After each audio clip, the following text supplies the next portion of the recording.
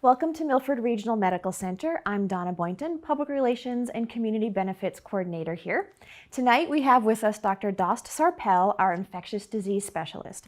Dr. Sarpel's particular area of expertise is in hepatitis A, B, and C, and HIV.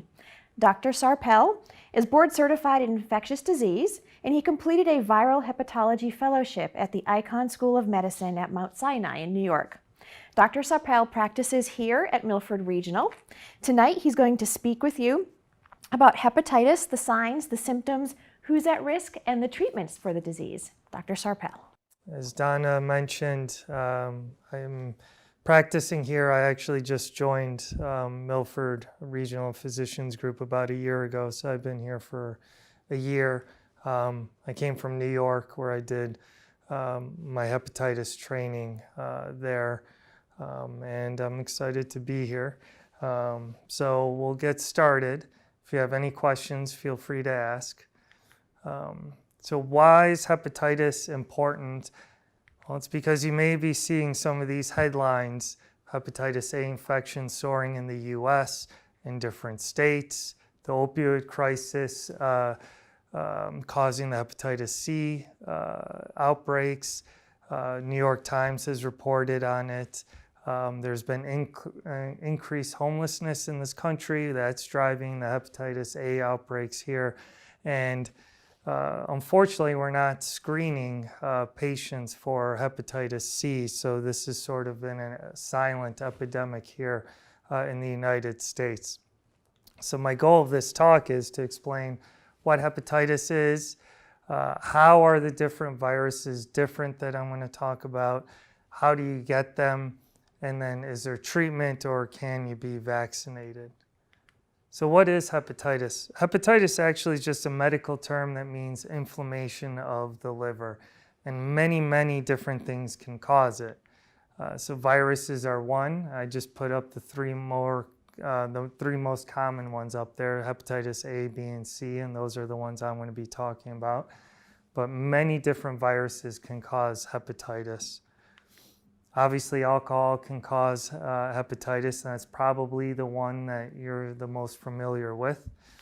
And medications, Tylenol is the one that has the bad rap and people know about, but really any medication can cause hepatitis, especially herbal medicines or other over-the-counter medications that you can pick up from certain health stores because they're not FDA approved, they're not studied. Oftentimes we don't know what's in them, and they're becoming a very frequent cause of liver injury. But you're here to learn about hepatitis, and that's what I do for a living. So if you didn't get enough news headlines in the beginning, here's another one dated just a couple months ago about a hepatitis A outbreak in Philadelphia. So it's happening everywhere: Florida, California, Philly. There was an outbreak here in Mass. There was a recent one, ongoing one in New York City as well. So it's everywhere. So it is the most common form of acute hepatitis in the world. The one good thing is it doesn't cause chronic infection or chronic liver disease. You get it, it makes you sick, your body is able to clear it. And the reason it's the most common cause of hepatitis or acute hepatitis in the world is that it's very easily transmitted, and it's transmitted via fecal-oral contact, meaning contaminated food or water, and that's why you get these outbreaks. So in unsanitary conditions, the water can be contaminated, or someone who prepares your food doesn't wash their hands appropriately, then prepares your food, you eat that food, you get hepatitis. Also direct contact with the virus as well. So that's why it's pretty common in daycares. Kids don't wash their hands, they poop all over themselves. If they have the disease, then you clean them up and you can get it, or another child in daycare can get it. So that's why it's easily spread, and that's how these outbreaks happen. So the take-home point is wash your hands. And that's why all those signs are up in all restaurants. Wash hands, make sure you know who's prepping your food and handling your food, especially when you travel. So this is really becoming the hidden public health crisis here in the U.S. Homelessness is on the rise. It's obviously affecting certain cities more than other cities, such as San Francisco's is affected pretty heavily right now. Los Angeles, Skid Row has always been an issue. And as you can see, there are no stalls here, there are no bathrooms here, conditions aren't the best, and that just can develop into an outbreak in these conditions. As I mentioned, you need to be careful when you travel. So all these areas that are in the dark blue, they have high rates of hepatitis. So as you can see, all of South America, Latin America, Africa, most of Asia. So if you're traveling to these areas, you really need to be cognizant of where you're staying, where you're eating, the type of food you're eating, where is the water you're drinking coming from, because you can easily get hepatitis A from any of those things. So what happens when you get hepatitis A? What are the symptoms? Well, usually you get a fever, your eyes and your skin can become yellow, so that's called icterus when it's your eyes, and jaundice when it's your skin. Sometimes you can get some abdominal pain because it causes inflammation of the capsule around your liver, makes it stretch a little bit, and you can get a little pain there. Nausea and vomiting are common. You're not really hungry, you're lethargic, you just feel terrible. So is there a treatment? Unfortunately, there is no treatment. So that's the bad news. Good news is it doesn't cause chronic liver disease. It doesn't cause any chronic infections. Most of the time you clear it without any issues. Only very rarely is it ever fatal, and that's only in certain circumstances. So that's the good news. Usually resolves on its own after 1 to 3 months. Really just depends on the person, and it's a case-by-case thing. It can be longer in certain cases. The yellow skin, yellow eyes, fevers, those things usually go away relatively quickly, but the malaise and lack of appetite and just not feeling great, that's what can last for a month or two. But then when it goes, then you're fine, and you don't really need to worry about it. There is a vaccine. So here in the United States, all children are vaccinated around the age of 1. It's usually a series of 2 shots. And that's because, like I said, it can be spread by direct contact and daycare, so we vaccinate our kids here in the U.S. Other people that should be considered for the vaccine are at-risk groups, so those include the homeless, any injection drug user, and men who have sex with men. So if they've never been vaccinated or if they haven't been exposed before, those at-risk groups should be vaccinated. Any person with chronic liver disease, whether that's from fatty liver, there's an epidemic of obesity here in the U.S., and the cases of fatty liver are on the rise, so those patients should be vaccinated. Anyone who has cirrhosis, whether that's from alcohol or some other cause, should be vaccinated. And if you have another viral hepatitis infection like chronic hepatitis B, you should make sure you're vaccinated. Yeah. So what if you don't know if you had a vaccine as a child? So that is a good question. So this gentleman asked, what if you don't know if you've had the vaccine as a child? So there's a blood test you can have. So you would just have to talk to your doctor. They can check your blood to see if you're immune to hepatitis A. What they do is they check for the antibody that your body produces to it. And that's positive if you got the vaccine or if you had it as a kid. Not the vaccine, but if you've contracted the disease as a kid. So that's how you can tell if you've ever been exposed. So it's just a simple blood test that you can ask your doctor to do. And if it's negative, that means you didn't get the vaccine or you didn't have the infection at any point in your life, and you could just get the vaccine. And if you're going to travel, particularly to any of those countries that were in the dark blue, definitely get vaccinated. We recommend at least 2 weeks before the trip at a minimum. However, the vaccine is actually pretty effective, so if you forget and it's the last minute and you're going the next day, the vaccine I would still give to you and it would still have some effect. But the earlier you do it before you travel, the better. So that's hepatitis A. Now let's talk about hepatitis B.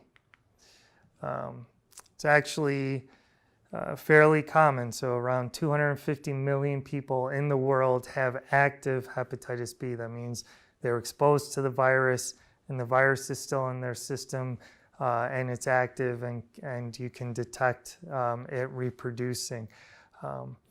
As you can see by this map, the majority is in Africa and Asia, but there are about 7 million here in the Americas, which you can't really see because of the lighting. But here in the US, there are a little over 2 million people with hepatitis B. So that's an active chronic hepatitis B infection, not they were exposed and they cleared it. So they have the virus. You know, if you were around in the 90s, grew up in the 90s, read the news, you know about, and the 80s as well, obviously. The HIV epidemic was all over the news. You had Ryan White, Magic Johnson, Greg Louganis in the Olympics. So everyone talked about HIV, was worried about HIV, and rightfully so. There was an epidemic at that time. But currently, there are 40 million people in the world that have HIV. Well, I just showed you that more than almost 6 times as many people in the world have hepatitis B, but it's not really talked about as much as HIV. So what about here in the US? Around 1 million people here in the US have HIV.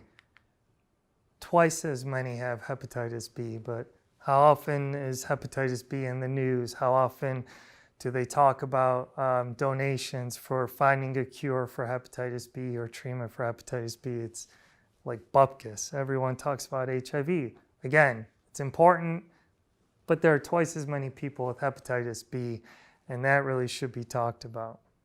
So how is it transmitted?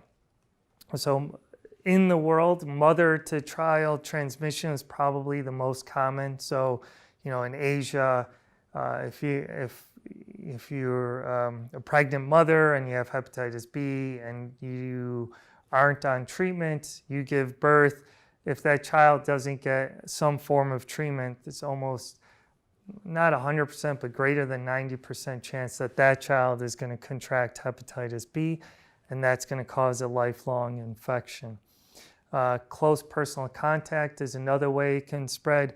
So we do see what's called horizontal transmission at home. So someone at home has hepatitis B, and then their child can pick it up from one of the parents. Or we do see it in schools. A kid has hepatitis B, gets a nick, playing with other kids. It can be transmitted in that fashion. Contaminated needles, it is a blood-borne virus. So again, injection drug users or needle stick injuries, at work. If you work around needles, that's one way you can get it. And through sexual contact is another way you can contract hepatitis B.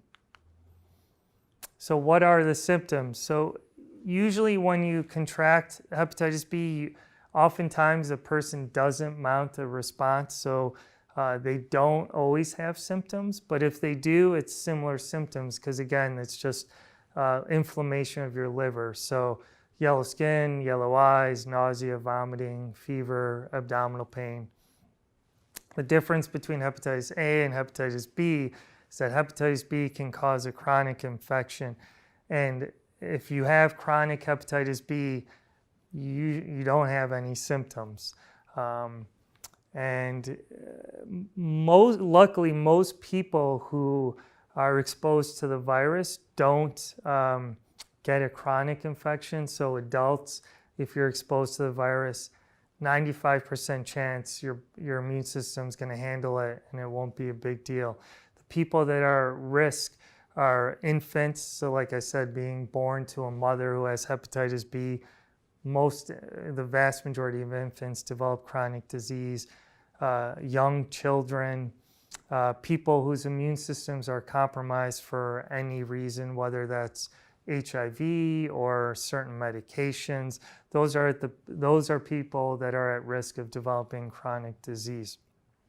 And as I mentioned, you usually don't have any symptoms, and you're at high risk for cirrhosis and liver cancer. So I've definitely had patients in my practice and that I've seen in my training that had no idea that they had hepatitis B until they showed up with liver cancer or cirrhosis, because you don't have any symptoms and then all of a sudden you have this extensive liver disease.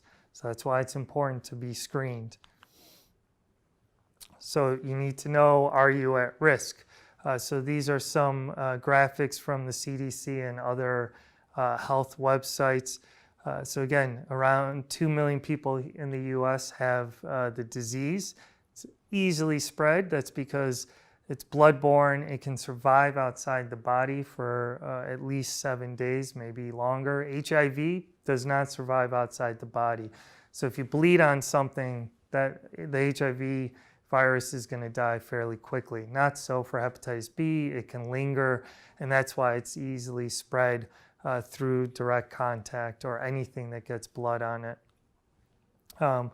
What's scary is about 2/3 of people who have chronic hepatitis B here don't even know that they're living with hepatitis B. So that's why it's important to know if you're at risk and to be screened for it. And many people can be at risk.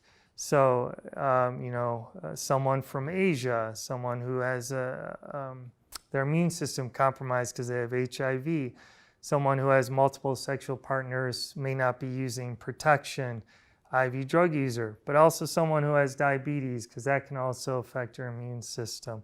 So these are the people that are at risk. So who should be tested? Well, currently the guidelines suggest anyone who is from Asia or whose parents are from Asia. I would probably throw Africa in there as well. Here in this country, in the 90s, we started screening all pregnant females in order to prevent the transmission of hepatitis B to the infant. So any pregnant woman here in the US gets screened. And if you happen to be living with someone who has hepatitis B, you should also be screened. So those are the people that should be tested.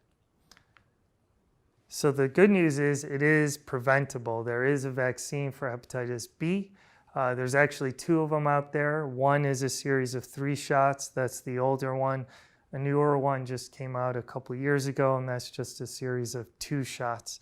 But it's very, very effective. And again, here's another CDC graphic. So as I said, if you're born to a woman who has hepatitis B who doesn't get any treatment, and the infant doesn't get any treatment right after birth, 9 out of 10 chance they're going to develop chronic hepatitis B, because they just don't have the immune system and the capability to clear the virus, whereas some adults do.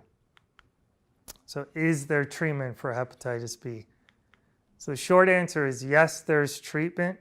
Long answer is not everyone needs treatment. You need to consult with your physician. There's only a certain group of people we start treatment on, and that's because there is no cure. So the treatment is lifelong, and the point of the treatment is to suppress the virus. But we can't cure the virus yet. There's a lot of clinical trials going on right now searching for a cure.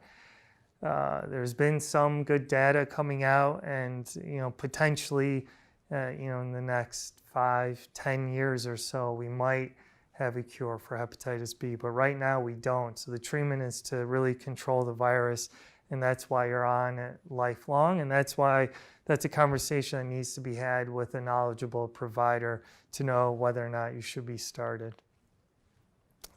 And the reason we do start certain people on medications is that it reduces the risk of liver cancer. So that's the one thing we're very concerned about for people who have hepatitis B. they're very high risk for liver cancer. So you want to get them on treatment to reduce that risk. We also know that hepatitis B is affiliated with other types of cancers. So by treating the hepatitis B, you have less risk for some other cancers.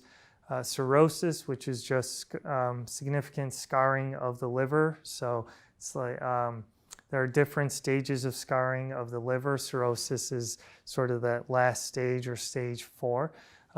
So by treating the hepatitis B, it prevents the damage to the liver to get to the point of cirrhosis. And if you treat the hepatitis B, you control the virus, you reduce the risk of transmission, whether that's to a family member, a partner, or to the society as a whole. Important thing to know and to do if you have hepatitis B is maintain liver health. So if you drink a lot of alcohol, try to cut down it or avoid it completely. Stop smoking, because smoking increases the risk of liver cancer. Like anything else, diet and exercise we know is good for the liver. Be careful of medications. So as I said earlier, a lot of these herbal medications aren't regulated and they can cause inflammation of the liver and sort of make things worse. But there are also other medications that doctors prescribe quite frequently that can also damage the liver, Tylenol being one of them, some cholesterol medication. I mean, there's a whole list of medication that you should be worried about. And then finally, get your vaccinations. So, as I said earlier, get the hepatitis A vaccine, but also get, your flu shot, your pneumonia shot, all these other vaccines, because if you do have hepatitis B and you have inflammation of the liver, there is evidence that that can kind of hit your immune system. People who have chronic hepatitis B, when they get these other infections, they tend to get sicker. So it's important to prevent them. And drink coffee. So there's recent data suggesting that coffee actually is an antioxidant and may help with inflammation of the liver. But I'm not talking about, the hazelnut iced coffee that's half cream and 4 sugars at Dunkin' Donuts. I'm talking about the coffee bean in general. So black or just a little bit of milk. Try to cut down on sugar. That's what I'm talking about. So finally, hepatitis C, which is probably of these 3 viruses, maybe the most important one for the United States right now. So again, let's go back to worldwide hepatitis C versus HIV. So as I showed earlier, about 40 million people in the world have HIV. So about 3 times as many have hepatitis C in the world. But more importantly, here in the US, again, 1 million people have HIV, 2 million people have hepatitis B. You want to guess how many people here in the US have hepatitis C? More? Less? More. People are saying more, yeah. So 7 to 9 million people here in the US have hepatitis C. The official data, if you look at CDC and some other websites, is around 3.5 to 4 million, but that is, they're totally undercounting the amount of people with hepatitis C. The real number is closer to 7 to 9 million people. So again, HIV gets talked about a lot, but hepatitis C, not enough. And what's even scarier is that half the people with hepatitis C here in this country don't even know that they have it.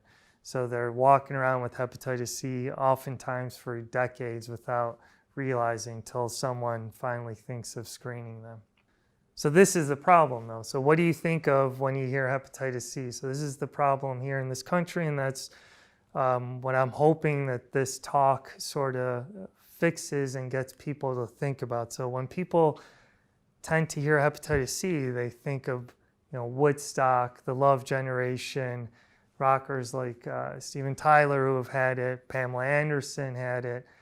They were treated. Keith Richards said in his memoir his immune system was amazing and that's why he cleared it. But he had it. And then people think about IV drug use and the epidemic here. That's all people think about. Oh, if I'm not exposed to any of this stuff, then I can't have it. But what people really should think of is medical use back during World War II, blood products before we could even screen for it. Baby boomers are at increased risk. Sharing needles, again, in the healthcare industry before we knew about hepatitis C and were able to detect it. So you can imagine if this recruit has hepatitis C, they're using this vaccine needle. This doesn't get changed. So then this guy has hep C, then that guy's going to get exposed, and then that recruit, and then that recruit, and then that recruit. They're all going to get exposed. And we know this because hepatitis C can linger into these machines. And in fact, that's how it was spread in a lot of countries worldwide. You're trying to stamp out one disease, and then unfortunately we ended up spreading hepatitis C. And then the opioid epidemic is really affecting the younger population. So pregnant females are now becoming a problem currently. Before, we didn't used to think of it, but now as more young women of childbearing age are getting exposed to hepatitis C and contracting it, now we have to think of these people and potentially treat them because they can spread it to their infant as well. So how is it transmitted? So again, yes, it is transmitted through drug-using equipment. And again, I'm not talking about the needle, I'm talking about the syringe, I'm talking about the cooker. Like anything that gets exposed to blood can transmit hep C. Because like hepatitis B, hepatitis C can live outside the body for a long period of time. It's actually more robust than hepatitis B, so it can linger for a lot longer. Cocaine users can be exposed, so they don't think about it, but if you're sharing a straw and you have a nosebleed and then you give it to someone else and they have a nosebleed, well, then you can get hepatitis C that way as well. Unscreened blood transfusions. So we didn't screen here in the US until 1992. That's when the virus was discovered. So now blood products are obviously screened for all the different hepatitis, but before then we weren't screening for it. So if you had a major surgery or major blood loss, or if you're a hemophiliac, and you got a lot of blood transfusions, there's a potential that you were exposed to hepatitis C. Unprotected sex, in certain cases, that hepatitis C can be spread sexually, but it's not really efficiently spread that way. It's really efficiently spread via blood, not so much during sex, but in certain patient populations, we do have to worry about that. And as I was mentioning earlier, mother to child. So there's about 3 to 5% risk of transmission to the infant if the mother goes untreated. What's interesting is 75% of people with chronic hepatitis C here in the US are the baby boomers. So they were born between 1945 and 1965. That's because of all these factors I showed you. So not just because they were part of the love generation, but it's really, yes, IV drugs did play some role, but it's really because we just couldn't screen for the virus and patients were getting exposed.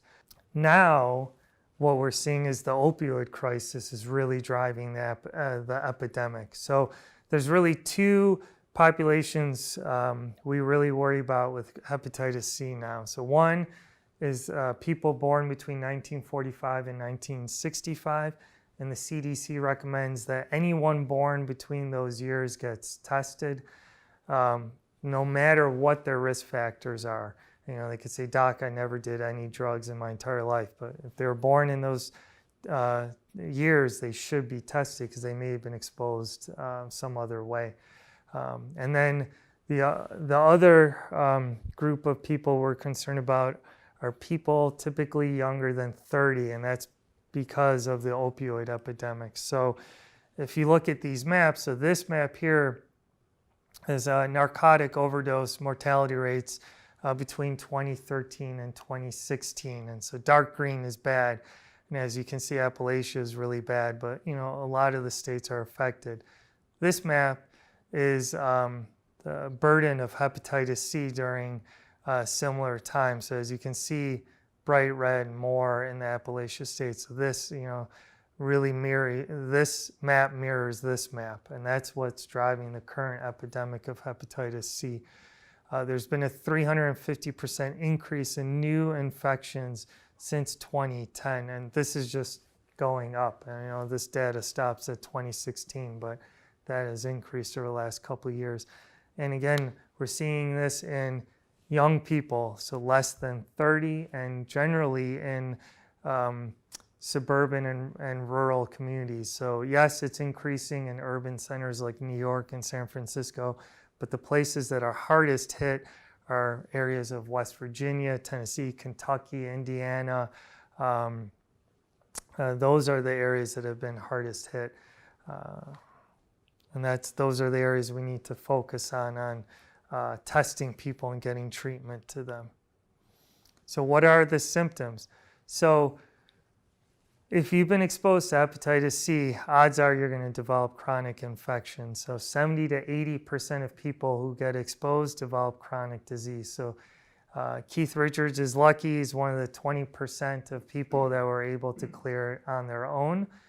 But odds are against you if you get exposed, okay? And you don't have symptoms.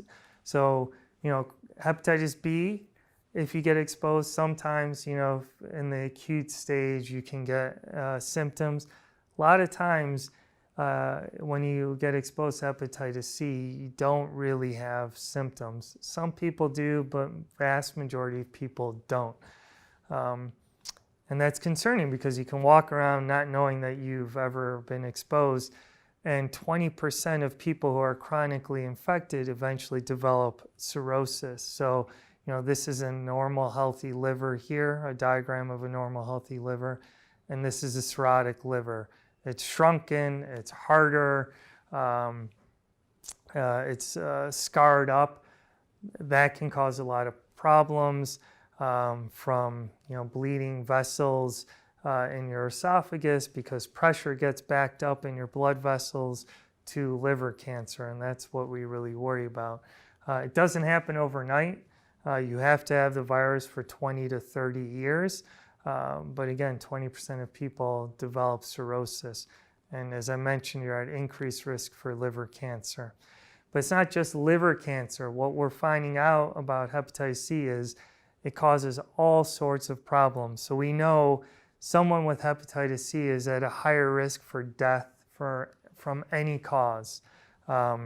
So that's called all-cause mortality. It's significantly higher in people with hep C versus someone that's age-matched who doesn't have hepatitis C. Can cause other cancers, so not just liver cancer, but can cause certain lymphomas. Your risk of head and neck cancer is higher. These are just some of them, but it does increase the risk for a number of different cancers.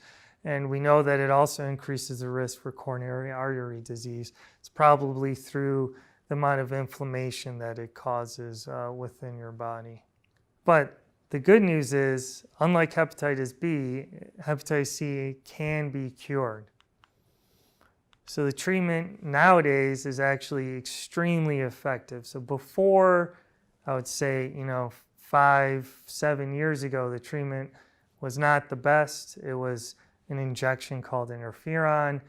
You had to take it weekly with the medication for almost 50 weeks in most circumstances.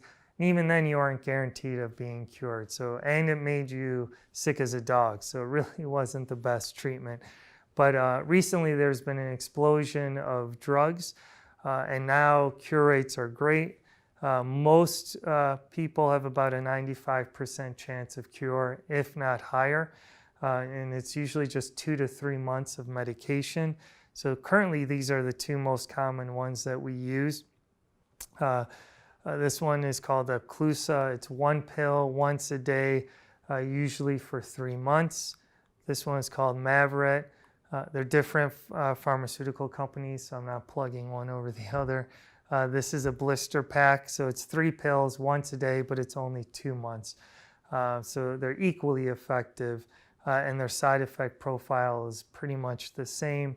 You just need to worry about maybe some headaches. It can cause fatigue, maybe some loose stools, but majority of people don't have side effects. So I would say maybe 10 to 15% of people on this medication have side effects. The majority of people don't. I've only had one person stop the medication because of side effects. So even if you do get them, most people are able to power through because they're not that severe. In addition to these drugs, for the first time, we have effective treatment for people that have failed therapy. So before, if you failed treatment, you were SOL. We couldn't really do anything for you. But now we actually have medications that we can give you that can cure you even if you failed one of these. And again, usually only for a few months, but sometimes we have to go longer, but no more than 6 months. The other part of treatment is getting vaccines. So again, you want to make sure that you get tested for hepatitis A and hepatitis B.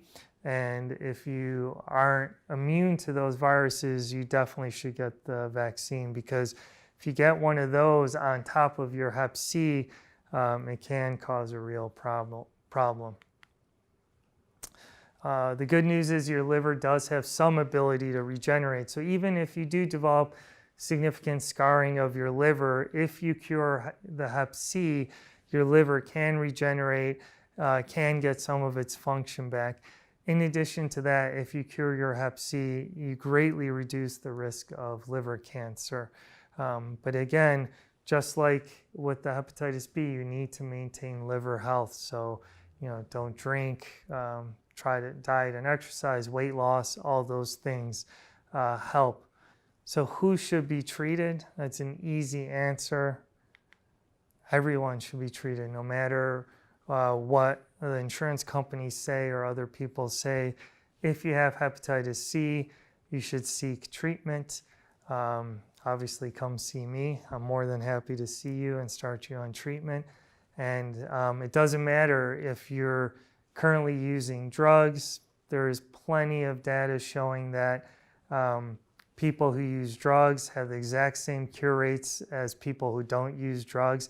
In fact, those are the people we should be targeting, because they're using drugs. You want to cure their Hep C so then they're not spreading it to other people and exposing other people.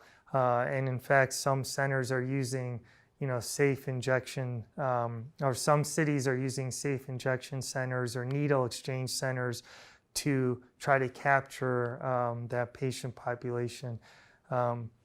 If you're a drinker, you should still be treated. I mean, yes, the alcohol can cause liver problems, but at least we can take care of your Hep C and then hopefully manage the alcohol thereafter. The reason I mention these is, before, these were barriers to treatment. Insurance companies wouldn't approve the medications unless someone had a clean drug test or if someone didn't stop drinking. It wasn't just the insurance companies. A lot of doctors felt uncomfortable treating these groups of people, thinking like, oh, they're just going to get Hep C again, or oh, the alcohol is just going to kill their liver, why bother? But all that has been really put to bed recently. So there's no excuse not to be treated for hepatitis C these days. So this is where my clinic is, here on the 4th floor of the Hill building. This is my clinic number. If you have questions, concerns about hepatitis, you think you may have been exposed, you want to get checked, you're going to be traveling and you want to get tested, feel free to call my office. I'm more than happy to see you. So that's it. Thanks everyone for coming out tonight, and appreciate it. And thanks for everyone that's watching the video online. Thanks.